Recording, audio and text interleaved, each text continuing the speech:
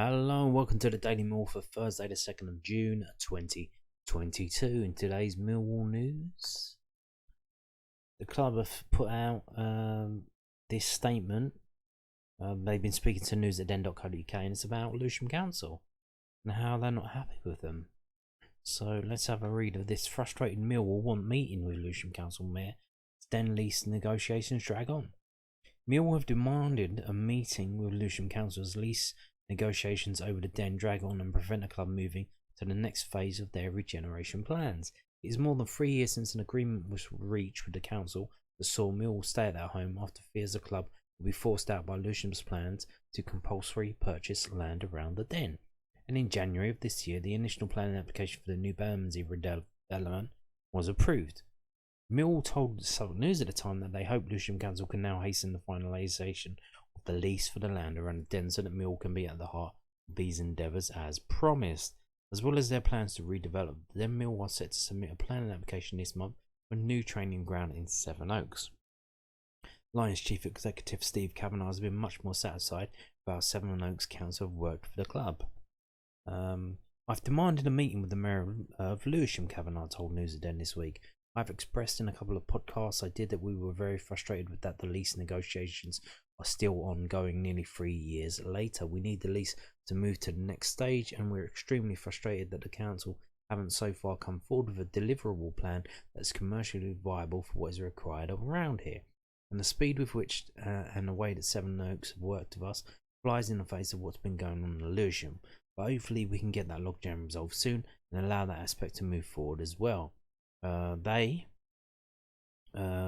The new training ground and redevelopment of the Den are two key components in the long-term viability and sustainability of this club. We're frustrated, we want to get it going. We've seen with Sevenoaks the way we've worked with the council to get this through to this stage.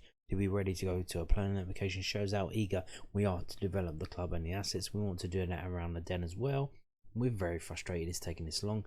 The council haven't so far come with a commercially viable solution to how we do that from a lease perspective. Yeah, I mean, Lewisham Council, Southwark Council, they're, how can I put this, dog shit. They're absolute dog shit. You ask anyone about who lives in a council property, a council block, I think there's one in Southwark, was it Lankenau House or something, Larkenau House? It's still got that flammable cladding on it, and they've made the residents pay for someone to, like a little security guard, but fire one who's there all the time just in case there's a fire, so that they can act straight away if there is. Yeah, it's like they make everyone pay. If you're a private tenant in a block, the council will redevelop it, and then they'll divide the money that needs to be paid for the redevelopment unequally between the houses that are owned by the council, the houses that are privately owned. They're ripping people off left, right, and centre. It's scumbag behaviour, and they do it because they can get away with it. Because they're literally 95% voted for Labour, and they're all Labour. And that's not going to change. I mean, they literally can do what they want. And sadly, that's the way it is. So we'll have to see. So it says negotiations are dragging on and commercially viable solution. So the council seem to,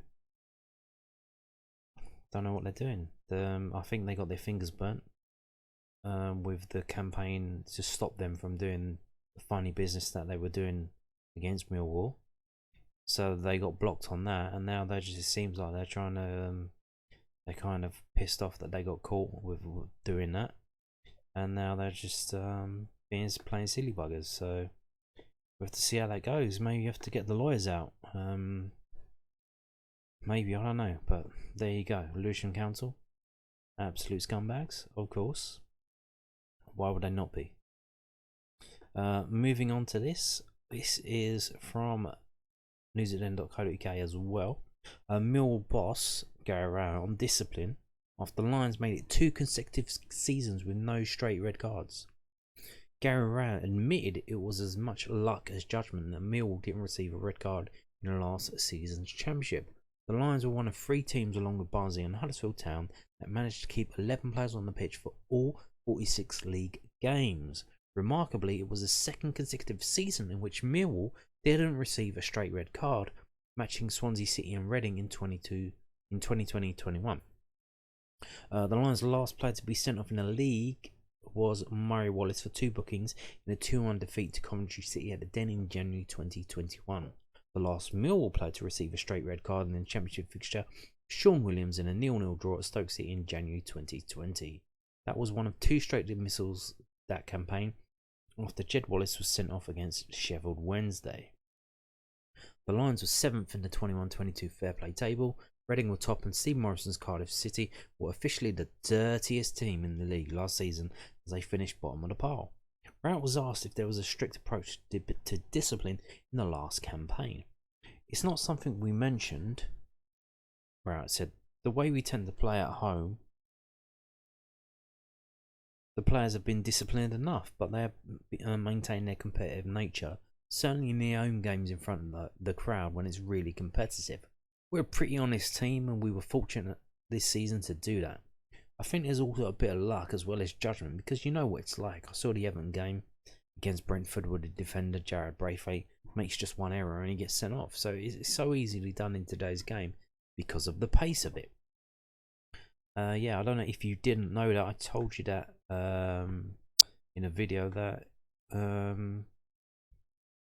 think this is only the 2nd season where we haven't had any red cards for a number of years. The last season, it was literally, I think, 87-88, the season we got promoted from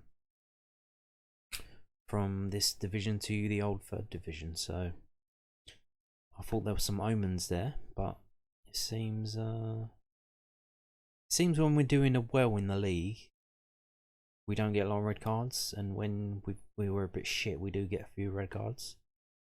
That seems to be how it goes. So if we start getting a few red cards next season, watch out for relegation.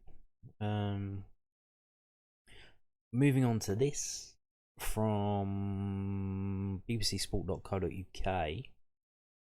It is Northern Ireland versus Greece, and this was played today, and Northern Ireland lost 1-0 at home to Greece, and George Saville, Millwalls George Saville, played 79 minutes, I believe. Yeah, there he is. He played 79 minutes, got subbed off for Charles, and Danny Ballard played full 90, ex-Millwall player. So we have another international cap for a Millwall player, and it's good to see. Sadly, Northern Ireland didn't win, but they did have to put out quite a young team, so there you have it. I don't know where does that leave them. I don't know what league, what group are they in. I haven't got a fucking clue. Was that the first game? Yeah, I think that was the first game. So let's have a look and see. So they're obviously, yeah, first game they lost. Kosovo won. They beat Greece. So you'd think Northern Ireland could beat Cyprus a couple of times and maybe beat Kosovo at home and then maybe draw away to Kosovo, and that might be enough to help them out. I don't know, but there you go. There you have it. Northern Ireland, with George Saville playing for them, lost 1-0 today. And on that note, thank you for watching, and goodbye.